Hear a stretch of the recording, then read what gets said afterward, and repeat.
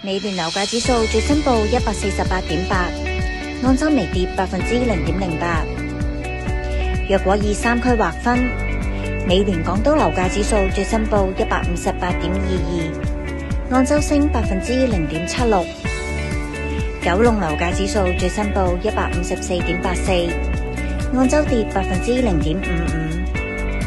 新界樓價指數最新報135.17，按周微升0.04%。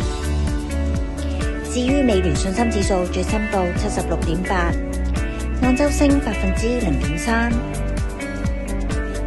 恒生指數近期再度反覆回軟，對投資氣氛構成壓力。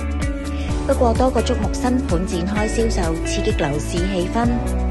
喺利好利淡消息增持下，信心指數窄幅上落。喺全港三區之中，減價盤比率最多嘅三個區份，分別係四小龍荔枝角、荃灣、尖沙咀佐敦。若果以單位面積劃分，減價盤比率最多嘅係實用面積約431至約752平方尺嘅單位，其次係實用面積約753至約1075平方尺嘅單位。